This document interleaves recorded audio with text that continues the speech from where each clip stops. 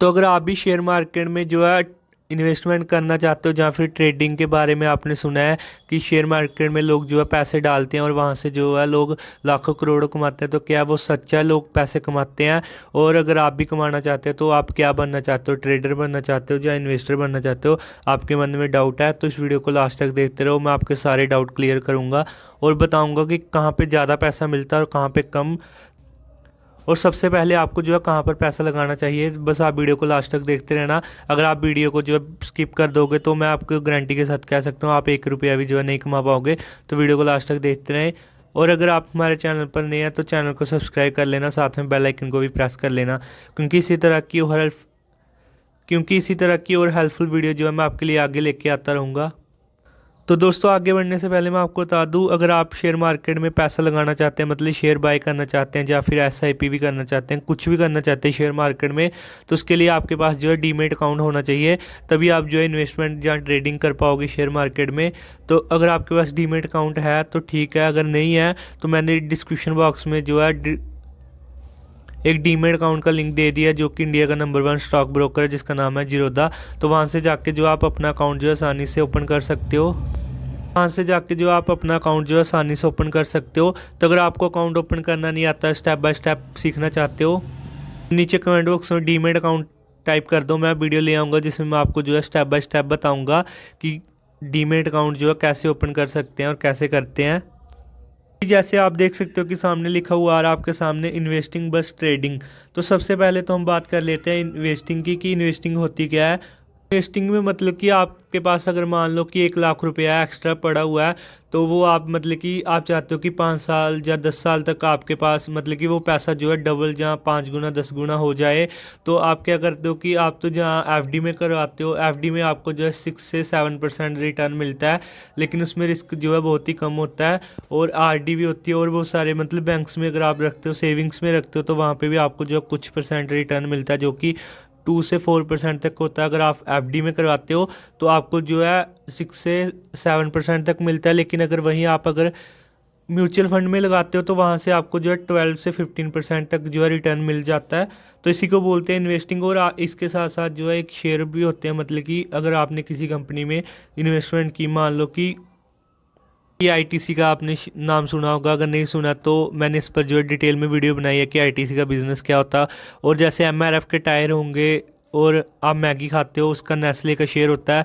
तो अगर आप उनमें इन्वेस्टमेंट कर देते हो, मतलब कि अगर आपके पास 1 लाख रुपया, आप उनका एनालिसिस करते हो, फंडामेंटल एनालिसिस करते हो, तो आप उसमें अगर इन्वेस्टमेंट करते हो 1 लाख रुपया, तो अगर वो कंपनी मतलब कि प्रॉफिट कमाती है, हर साल प्रॉफिट बढ़ता है, तो आपका भी मतलब कि जो शेयर का प्राइस है वो बढ़ेगा, धीरे धीरे करके बढ़ेगा। लेकिन हाँ, इसमें जो है थोड़ा रिस्क होता है, लेकिन इसमें मतलब कि प्रॉफिट जो है आपको म्यूचुअल फंड और जो आप एफडी वगैरह करवाते हो उससे ज़्यादा रिटर्न जो है मिल जाता है। लेकिन इसके लिए जो आपको लंबे समय तक जो है टिकना पड़ेगा,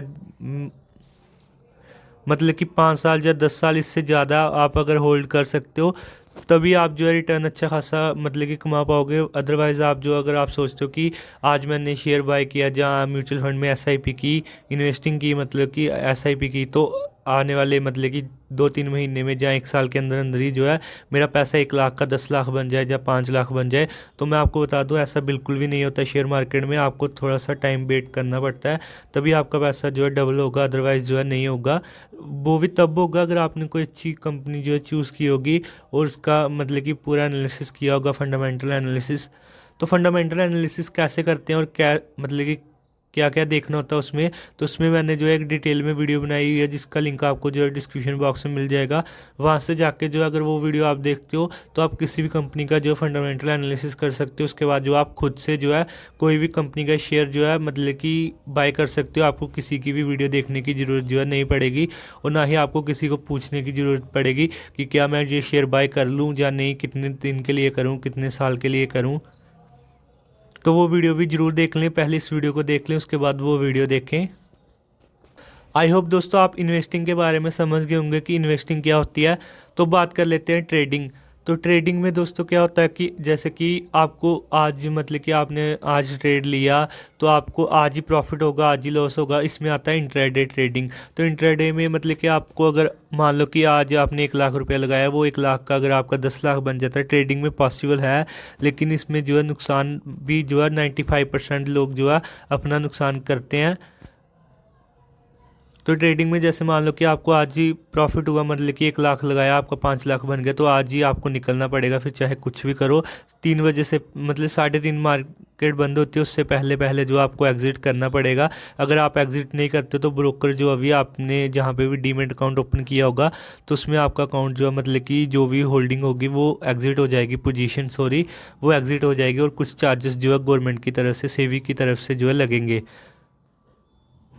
और अगर लॉस भी होता है मतलब कि मान लो 1 लाख में से अगर आपका 10,000 20,000 जितना भी लॉस होगा तो आज ही आपको निकलना पड़ेगा। और एक होता है ऑप्शन बाइंग, जिसमें जो आपकी वीकली एक्सपायरी होती है, मंथली एक्सपायरी होती है, तो उसमें आप जो है मतलब कि 1 हफ्ते तक जो है होल्डिंग कर सकते हो। या फिर आप किसी शेयर में भी कर सकते हो। जैसे अगर आपने किसी शेयर का मतलब कि स्विंग पकड़ लिया कि ये 2-3 महीने में प्रॉफिट कर जाएगा, तो आप उसको जो 2-3 महीने तक होल्ड करके मतलब कि 1 लाख अगर लगाते हो, जैसे मान लो मैं आपको सिर्फ बता रहा हूँ कि 1 लाख अगर आप लगाते हो तो वो अगर आप अच्छे से एनालिसिस करते हो तो आपको जो है कभी भी लॉस जो है नहीं होगा, आप हमेशा प्रॉफिट ही करोगे। हाँ, लेकिन स्टॉप लॉस जो है सबका लगेगा। तो स्टॉप लॉस क्या होता है, अगर आप इसके बारे में जानना चाहते हो तो नीचे कमेंट बॉक्स में स्टॉप लॉस टाइप कर दो, मैं इस पर अलग से डिटेल में वीडियो लेके आ जाऊँगा।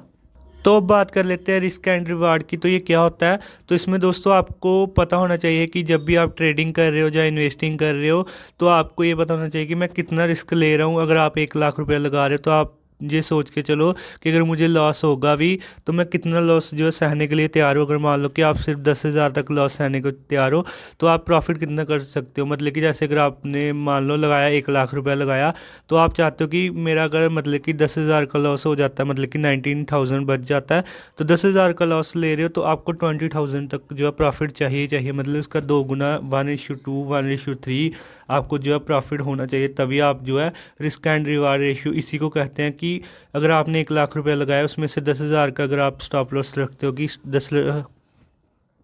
मतलब कि मैं 10,000 का लॉस सहने के लिए जो है तैयार हूँ, तो इसके बदले मुझे जो है 20,000 रुपया प्रॉफिट चाहिए। मतलब कि 1,20,000 या 30,000 या 40,000, इस तरह से मतलब कि रिस्क एंड रिवार्ड रेशियो आपको फॉलो करके जो है चलना चाहिए। लेकिन ट्रेडिंग में ये ज़्यादा काम आता है रिस्क एंड रिवार्ड रेशियो। तो इसमें जो है मतलब कि स्टॉप लॉस साथ में, इसमें आपको जो है स्टॉप लॉस और ट्रेलिंग एसएल और टारगेट प्राइस जो आपको पहले ही डिसाइड करना होगा। ट्रेड मतलब कि आपको जो है स्टॉप लॉस और टारगेट प्राइस जो पहले ही डिसाइड करना होगा ऑप्शन बाइंग करने से पहले। और इन्वेस्टिंग में आपका धीरे धीरे मतलब कि बढ़ेगा, लेकिन जब बीच बीच में होता है कि किसी कंपनी में अगर आपने इन्वेस्टमेंट किया तो उसका रिजल्ट, अगर Q3 का रिजल्ट बेकार आया, अच्छा नहीं आया, तो वो कुछ परसेंट जो है शेयर गिरते हैं, लेकिन फिर से जो है ऊपर चले जाते हैं। तो वो शॉर्ट टर्म में मतलब कि ऊपर नीचे होता रहता है। तो आपको डरना जो है बिल्कुल भी नहीं है। अगर आपने किसी अच्छी कंपनी, फंडामेंटली स्ट्रॉन्ग कंपनी में जो है इन्वेस्टमेंट की होगी, आप रिस्क एंड रिवार्ड रेशियो के बारे में भी समझ गए होंगे। लेकिन अगर आपको कोई डाउट है, जो आपके दिमाग में कुछ चल रहा है कि क्या मतलब कि रह गया मुझसे, अगर मुझसे कोई गलती हुई है तो नीचे कमेंट बॉक्स में कमेंट करके बता देना, ताकि मैं नेक्स्ट वीडियो में जो और इम्प्रूवमेंट कर सकूं। अब बात करते हैं टाइम कमिटमेंट की। तो टाइम कमिटमेंट का मतलब क्या होता है कि दोनों में, जैसे इन्वेस्टिंग और ट्रेडिंग, तो आपको दोनों में पता होना चाहिए कि मैं कितने टाइम तक जो है अपनी पोजीशन और होल्डिंग, मतलब पोजीशन को जो है होल्ड कर सकता हूँ। जैसे मान लो कि अगर आपने ट्रेडिंग की है, ट्रेड लिया कोई, तो आपको अगर आप उसको ज़्यादा देर तक जो है होल्ड रखोगे तो उसमें टाइम डीके, थीटा डीके लगता है। तो उससे जो है आपका, अगर मार्केट मान लो कि ऊपर नीचे भी नहीं होते, लेकिन तब भी आपका जो है मतलब कि नुकसान ही होगा। मतलब कि अगर मार्केट मान लो ऊपर भी नहीं गई और नीचे भी नहीं गई, तब भी आपको जो नुकसान होगा। इसमें क्या होता है कि इसमें थीटा डीके लगता है और टाइम डीके लगता है। मतलब कि उस ऑप्शन की वैल्यू जो है वो कम होती रहती है, उसका प्राइस जो है कम होता रहता है। लेकिन हाँ, इन्वेस्टिंग में ये ऐसा बिल्कुल भी नहीं होता है। इस इन्वेस्टिंग में अलग तरीके से होता है। तो जैसे मैं आपके डाउट क्लियर कर देता हूँ टाइम में। जैसे मतलब कि आपने एक लॉट लिया था जो कि आपको 5,000 का पड़ा, और अगर तो मार्केट, अगर आपने लिया होगा मतलब कि मार्केट ऊपर जाने वाले है, तो अगर आपने ऊपर का ट्रेड लिया होगा तब तो आपको प्रॉफिट ही होगा। लेकिन अगर नीचे का जाएगा तो आपको लॉस होगा, इतना आपको पता है। लेकिन अगर आप सोचते हो कि मार्केट तो ऊपर भी नहीं गई, नीचे भी नहीं गई, उसी रेंज में मतलब कि घूमती रही है और बंद हो गई, लेकिन फिर भी मुझे जो है लॉस हो रहा है। तो ऐसा, तो दोस्तों इसी को जो है टाइम डीके कहते हैं। इसमें आपको जो है पता होना चाहिए कि मैं कितने टाइम तक होल्ड कर सकता हूँ। जैसे मान लो कि 20-30 पॉइंट मार्केट ऊपर जाते तो आपने अगर लॉट लिए होंगे तो आपको कुछ प्रॉफिट होता, तो आपको उसी टाइम जो है एग्जिट करना होगा। आपको अपना स्टॉप लॉस और टारगेट प्राइस जो है डिसाइड करना होगा। तो जो मैंने पहले बात की रिस्क एंड रिवार्ड रेशियो में, तो वही इसी में मतलब कि ऐड होती है बात। तो इन्वेस्टिंग में मतलब कि आपको ये पता होना चाहिए कि इसमें तो आपको टाइम डीके और ठीठा डीके नहीं लगेगा, लेकिन हाँ इसमें आपको ये पता होना चाहिए कि मुझे इस शेयर को, जैसे मान लो आईटीसी के शेयर में आपने इन्वेस्टमेंट किया हुआ है, तो आप जो है उस शेयर को कितने टाइम तक होल्ड कर सकते हो, 1 साल, 2 साल, 5 साल। मतलब कि अगर मान लो कि आपने किसी शेयर में इन्वेस्टमेंट किया है और 10 साल हो गए, लेकिन वो शेयर तब वहीं का वही है, मतलब कि अगर आपने 1 लाख रुपये लगाया था वो 1 लाख रुपये पे ही अटका, या फिर 2-3 हज़ार ऊपर गया या 2-3 हज़ार नीचे गया, तो आपको शेयर से जो है एग्ज़िट कर लेना चाहिए। क्योंकि ऐसे क्या फ़ायदा इसमें, इससे अच्छा अगर आपने एफडी में मतलब कि अपने पैसे लगाए होते तो उसमें आपको अच्छा खासा प्रॉफिट हो जाता। तो आपको ये पता होना चाहिए कि मैं कितने टाइम तक इस शेयर को अगर होल्ड करता हूँ तो मुझे प्रॉफिट होना चाहिए, अगर नहीं होता तो मुझे एग्ज़िट करना, मुझे और किसी शेयर में जो है जाना होगा। तो दोस्तों आई होप आप समझ गए होंगे कि इन्वेस्टिंग और ट्रेडिंग में क्या फ़र्क है, क्या डिफरेंस है। लेकिन अगर आपका कोई डाउट है तो आप मुझे नीचे कमेंट बॉक्स में कमेंट करके पूछ सकते हो, मैं आपके रिप्लाई दूंगा। तो बस आप नीचे कमेंट बॉक्स में कमेंट कर देना, और नेक्स्ट वीडियो आपको जो है कौन से टॉपिक पर चाहिए वो भी कमेंट कर देना, मैं उसी टॉपिक पर जो है आपके लिए वीडियो लेके आ जाऊँगा। और अगर आपने अभी तक डीमेट अकाउंट ओपन नहीं किया तो नीचे कमेंट बॉक्स और डिस्क्रिप्शन बॉक्स में डीमेट अकाउंट का लिंक मिल जाएगा, और सामने आपको फंडामेंटल एनालिसिस की पूरी वीडियो मिल रही है, तो वहाँ से क्लिक करके वो वीडियो ज़रूर देख लें अगर आप भी इन्वेस्टिंग करना चाहते हो शेयर मार्केट में।